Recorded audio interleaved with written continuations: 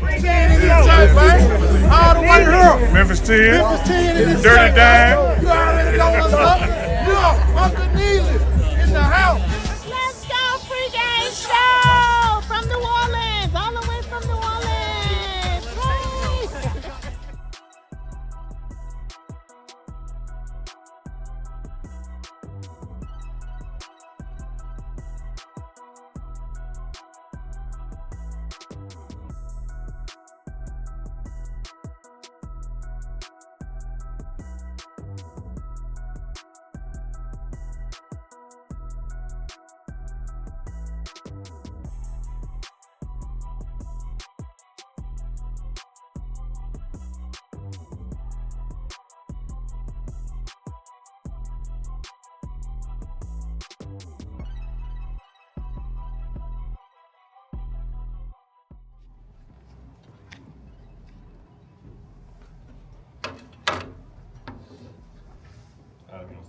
Hi, Coach. Talk to us about working with the Nickelbacks and how that group is looking so far this spring. That group is looking really good. We got a good mixture of athletes with Boo Carter and Preston Ashley. You got an older guy that's done it before. Then you got a freshman who's just been working his butt off, man, and trying to get the understanding of this defense. In this defense, man, that guy has to be a great athlete. He has to know football, and he has to be tough because sometimes they're going to be in the box, have to play some linebackers. So those two guys are going to be counted on a lot in this defense because the responsibility that they have to get everything set up. Leo. Hey, Coach, can you speak about the versatility of this coaching staff, specifically with the cornerbacks and how you have so many, knowledgeable guys in that room? Yeah, with the guys that we brought in, it gives everybody an opportunity to really specialize on their group. Even with Coach Prime going out there and helping with the corners, Coach Fletcher's done a great job of helping with the corners too. Then at the safety room with Pilo and also Coach Bell, man, it's so much knowledge and wisdom to really hone in on the little things, and that gives us a great advantage because our groups are small, so we're able to input all the things that we've learned over the years and put it into these guys personally, with the shorter groups. Jack? Hey, Coach, just want to ask about Boo Carter, obviously a guy with a ton of talent. Just what have you seen from him in first spring in Boulder after transfer from Tennessee? He's probably going to be one of the most talented guys I've ever coached besides Travis. There's no doubt about the talent being there. There's no doubt about his knowledge of the football game. We just got to get him to being consistent on every play. Once he does that, once he gets the mentality to be a professional, and that's playing every play and locking in and doing and straining on every play. But the talent is there. There's no doubt about it. The knowledge is there. All right, we just got to. It's up to us to get him to understand that he needs to bring that every play because that's what we expect. Coach, hope you're doing well. Just curious, the defensive transition from Coach Livingston to Coach Marv now, how much is the defense changing? You know what? It goes from, I think we're more versatile with the coverages. Corners not asked to do as much man-to-man coverage. It gives them an opportunity to show some different skills. They get to play a little off coverage, which is something that they hadn't done, well, we hadn't done here before, but we got, like I said, we got new guys in and it kind of tailors to what they do. Also in this, it requires a nickel to be real knowledgeable about the defense. He has to know a lot, so they depend on him a lot. But other than that, man, it's still going to be required to run to the ball, get to the ball, and once we get there, be violent and be aggressive and make plays. How has the defensive coaching staff handled that transition and kind of helped Coach Marv get up to speed? Oh, it was pretty easy. We had already been here and with Marv. He kind of understood the vision from the top, what Coach Prime wanted. So it was an easy transition for us, understanding because we know what the head man wants and being able to transition his defense and put it into terms where we understand it. It was pretty easy for us. You know what I'm saying? And we still got a ways to go. We getting there. I think we're improving each and every week, not only the players but also the coaching staff. Thank you. Jake. Hey, Coach. Jake Charles from DMVR. I just wanted to ask you about Preston. When he committed, it seemed like he was a guy who was super bought into the program. I'm just wondering if you've kind of seen maybe a little bit different mentality from him as a true freshman than other guys so far? You know what? It's pretty much been the same. I recruited him. You know what I'm saying? So it was something that was inside of him that I seen, and he hadn't changed since he's been here. You know what I'm saying? He's always in my office. He's a guy that's hungry for knowledge.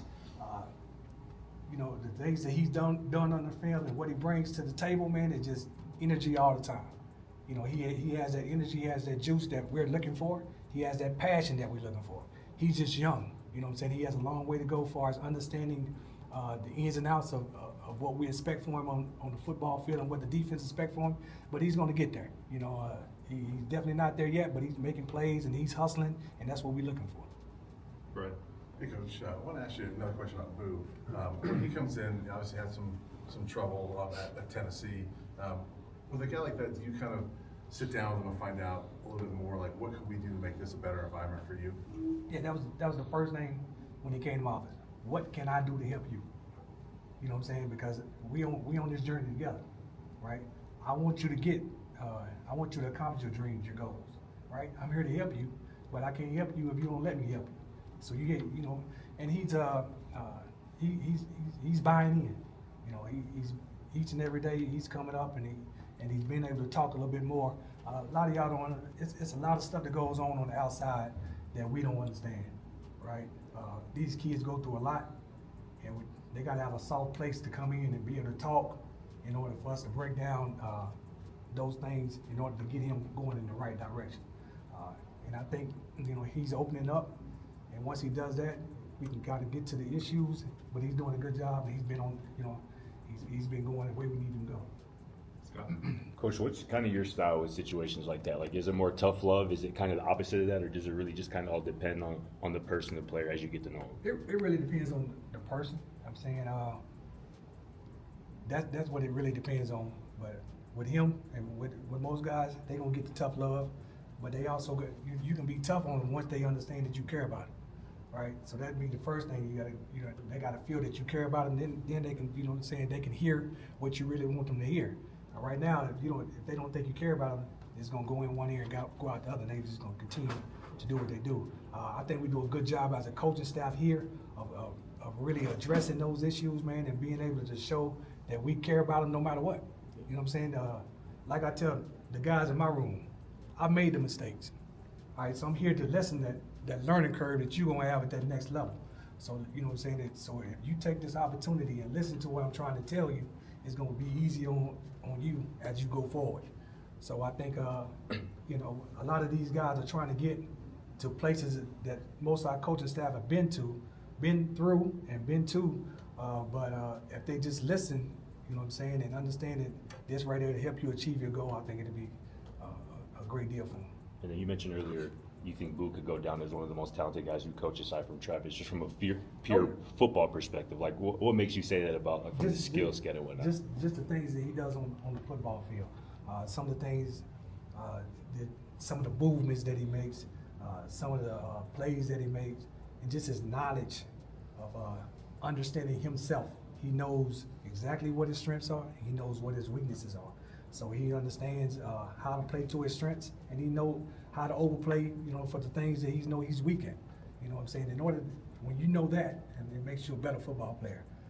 He has the ability, like I said, he has the talent, but he has to be consistent doing it. Appreciate it. Brian? Well, I want to ask you about Coach Fletcher. He was here the other day telling us that you guys have known each other for a long time, and that I think you said you're like a brother to him. So can you talk about what it's been like working with him? It's been great, man. Fletch came after me. We both went to the same college, so he came after me. But he's always been somebody to, you know, call on and be able to get knowledge and wisdom from. Great guy. You know what I'm saying? He's doing a great job with the corners breaking down and getting them right where they need to be. But you can't say nothing better than that. You know what I'm saying? I just laugh every time I see it because it's just a great opportunity for me to see him back doing what he does and doing what he loves. Leo? Coach, I'm just curious, which personalities have been sticking out to you in this room? Ooh, there's a lot of personalities up in there. You know what I'm saying? Hey, it's a lot. You know, and you really at this point, you're still trying to figure out, you know, who they really are, because they still trying to figure out each other too. So you got But you got some great guys in there, especially those freshman guys, man, with Mo out there at the corner and Preston that we talk about. But there's just so many, especially those young guys. They you know what I'm saying, they come from championship teams. If you look at Braylon Edwards, he come from a championship team. And you also Mo come from championship teams. These guys are winners, and you can see it out in their play. And these are the young guys that we talk about, you know. Also, you on the back end over there, you have Nathaniel has been running his butt off and playing his butt off back there at the safety. It's just so many guys with playmaking ability. We just got to get together and gel together and trust one another, man, and bring that thing. I told them we got so many guys that got so many specialties, man. And some of y'all, I told them you got to be like Voltrons, and some of y'all too young to understand what that is. But they come together, man. And it's gonna be wonderful once we get there. Jake. Coach, just in your guys' time here since you've been here at Colorado, you've played a lot of freshmen in the secondary, and you kind of mentioned it coming from winning programs. Is there anything else in particular that you're looking for from these freshmen to come in and play right away in that secondary? I think this would actually be the first time that since I've been here that we're really counting on those guys to come in and play now. They got that type of ability. You know, most of the time if we've been here, we required the transfer guys to come in and be something. But even our transfer that have been playing great like Cree, he's just a redshirt freshman. Stokes is a redshirt freshman. So these guys are talented. We just got to get them the experience, and that's what they're getting right here in spring ball. The experience now to go out there and make plays, because we're going to depend on everybody in that secondary going forward.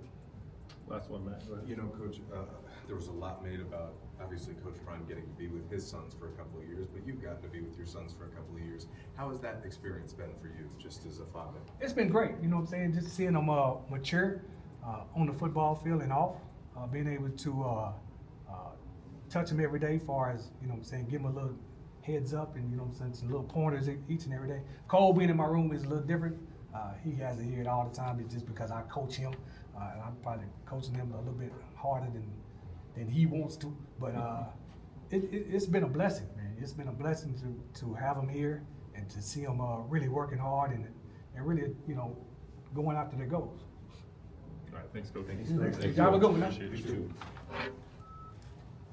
Tara C. Harris, managing partner of the Cochran firm Jackson, is one of the premier litigators in the United States. Dedicated to furthering the values of Johnny Cochran, Harris believes attorneys have a duty to restore voice to the silenced and give justice to the wronged. The reason that you are a member of the Cochran firm is that you share my commitment to excellence to our clients. Harris's success is credited to a set of core values shared by his team of attorneys, professionals, and staff. You've proven to me that you care and you want to do the best job for all of our clients. I'm here to make sure that they have a voice. Named one of the top 10 trucking lawyers with a $150 million settlement, Terrace Harris continues to prove that he is committed to obtaining the best possible outcome for his clients.